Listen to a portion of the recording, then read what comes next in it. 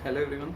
सो अभी अभी गेट का रिजल्ट आया है रिसेंटली। तो ज़्यादातर लोगों के मन में ये सवाल होगा कि ड्रॉप लेना चाहिए हमको फिर से प्रिपरेशन करने के लिए, या फिर जॉब करते करते प्रिपरेशन करनी चाहिए, या फिर कहीं पे एडमिशन लेके प्रिपरेशन करनी चाहिए, या फिर अब प्रिपरेशन करनी ही नहीं चाहिए। तो जनरली ये क्वेश्चन सभी के मन में आता है जब भी रिजल्ट ख़राब होता है या फिर एक्सपेक्टेड नहीं होता है अच्छा हो तो भी।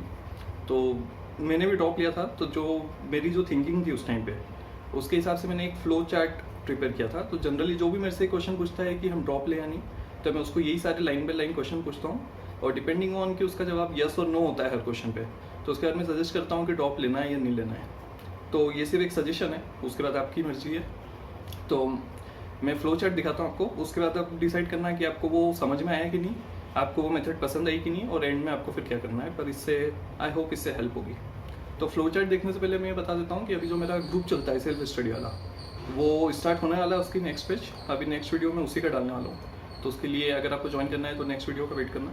और ये जो फ्लो चार्ट है ये इन जनरल है, जनरली मैं इसी और रिलेटेड ब्रांचेस की बात करता हूँ, पर ये जो ड्रॉप वाला जो वीडियो है ये सभी ब्रांचेस और आई थिंक गेट के अलावा दूसरी कॉम्पिटिटिव एग्जाम जो होती है उसके लिए भी अप्लाई होगा।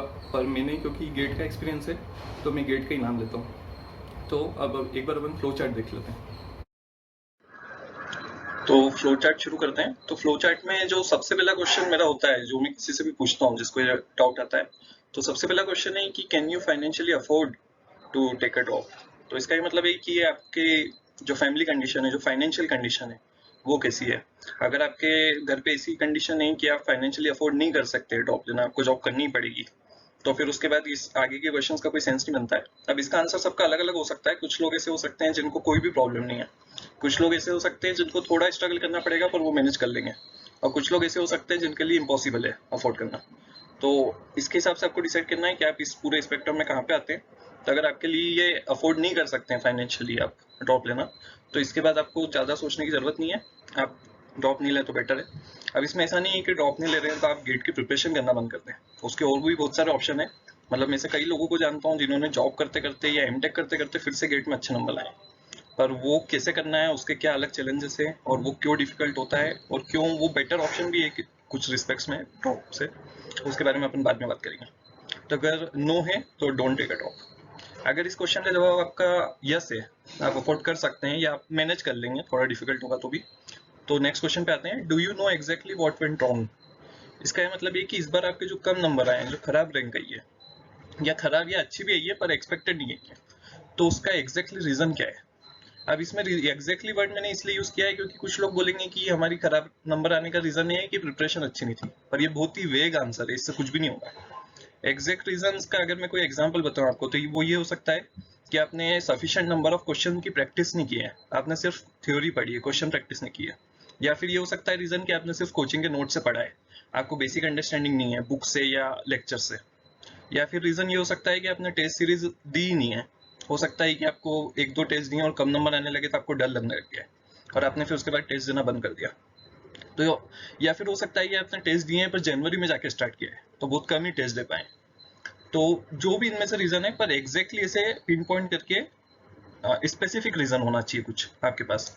अब अगर ये रीजन आज नहीं है तो कोई बात नहीं, पर एक वीक का आप टाइम ले सकते हैं, 10 डेज का 15 डेज का टाइम ले सकते हैं, सोचिए, एक लिस्ट बनाएंगे।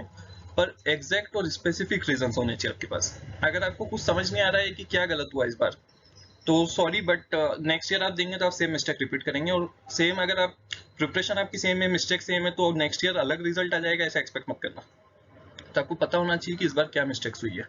अगर आप इसका आपके पास जवाब नो है 10 दिन बाद भी, 15 दिन बाद भी, तो सिंपली ड्रॉप मत लेना, क्योंकि उसका कोई सेंस नहीं निकलेगा। अगर आपको मिस्टेक्स सही नहीं कर पाए आप, तो सेम नंबर आएंगे फिर से। अगर आपको पता है कि आपने क्या क्या गलतियां की इस बार स्पेसिफिकली, तो अपन नेक्स्ट क्वेश्चन पे जाते हैं, अगर इसका जवाब यस है तो। अब नेक्स्ट क्वेश्चन ये है, do you know exactly what needs to be done to rectify it. अब इसका मतलब है, अगर मैं एग्जांपल लूं कि अगर आपकी गलती ये थी कि आपने टेस्ट देना बहुत लेट शुरू किया, तो इसका सॉल्यूशन ये होगा कि आप टेस्ट देना अगस्त या सितंबर में स्टार्ट कर दें। अगर आपकी गलती ये थी कि आप टेस्ट एक दो देखिए और कम नंबर देख कर डर गए, तो उसका सॉल्यूशन ये होगा कि कितने भी कम नंबर आए, इस बार आपको टेस्ट देना ही देना है।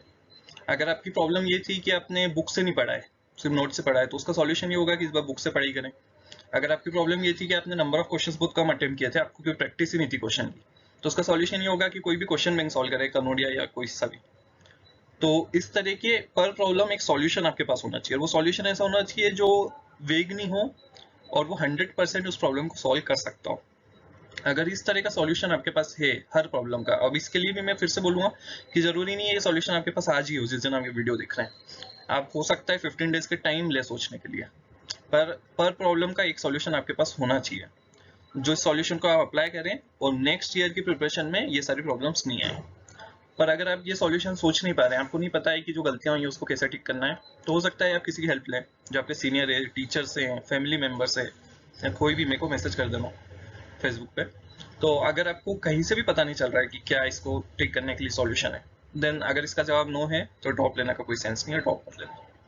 अगर इसका जवाब यस है, आपको पता चल गया है कि क्या क्या उसको सॉल्यूशंस क्या क्या है आपकी प्रॉब्लम्स के, देन नेक्स्ट क्वेश्चन ये है कि are you committed enough to work on the solutions. अब इसमें ये है कि अगर जैसे हमने सॉल्यूशन प्रॉब्लम की अगर एक एग्जांपल लें कि टेस्ट देके आप डर जाते हो और आप टेस्ट नहीं देते कम नंबर देख के, सॉल्यूशन पर ने ये बात करी कि आपको स्ट्रांग होके कम नंबर के बावजूद भी टेस्ट देना ही पड़ेगा। अब इसमें फिर नेक्स्ट पॉइंट ये आता है कि क्या आप इतने स्ट्रांग हैं कि अगर आपको कम नंबर आ रहे हैं फिर भी आप टेस्ट दे पाएंगे, या आप क्या इतने कमिटेड हैं कि आप लार्ज नंबर ऑफ क्वेश्चंस को सॉल्व कर पाएंगे, क्या आप इतने डिसिप्लिन्ड है। अब हो सकता है आज डिसिप्लिन नहीं हो, 2 महीने बाद हो जाए, और कुछ लोगों को हो सकता है वो आज और 2 महीने बाद एकदम डिसिप्लिन नहीं हो। तो ये आपको डिसाइड करना है कि क्या आप इतने कमिटेड हैं या फ्यूचर में हो पाएंगे आपकी कैपेबिलिटी के हिसाब से।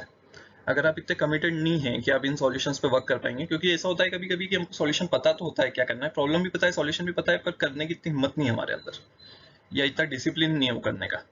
अब इसमें डिसिप्लिन की बात आती है तो वो जो मेरा गाइडेंस ग्रुप है उसको अगर ज्वाइन कर सकते हैं तो थोड़ा फायदा हो सकता है आपको डिसिप्लिन के उसमें। पर जो अंदर से जो स्ट्रांग होने की बात है कि कम नंबर देख कर घबराना नहीं है, वो आपके अंदर से आना चाहिए। तो इसका अगर जवाब नो है तो फिर से मैं बोलूँगा ड्रॉप मत लेना, मतलब मेरा सजेशन है, फिर आप देख लेना, पर मैं बोलूँगा ड्रॉप नहीं लेना बेटर है। अगर इसका भी जवाब यस है तो डेफिनेटली आप ड्रॉप ले सकते हैं। अगर आपने इन सभी चीज़ों को सही से अप्लाई किया तो इसका जो रिजल्ट है ड्रॉप लेने का वो आपको पूरे तरह से मिलेगा, उसमें कोई प्रॉब्लम नहीं होगी।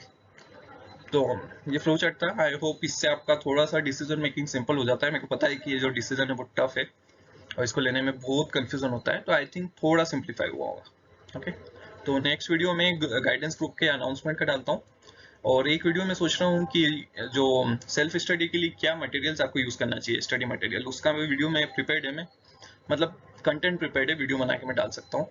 देखते हैं कब टाइम मिलता है। Okay, bye.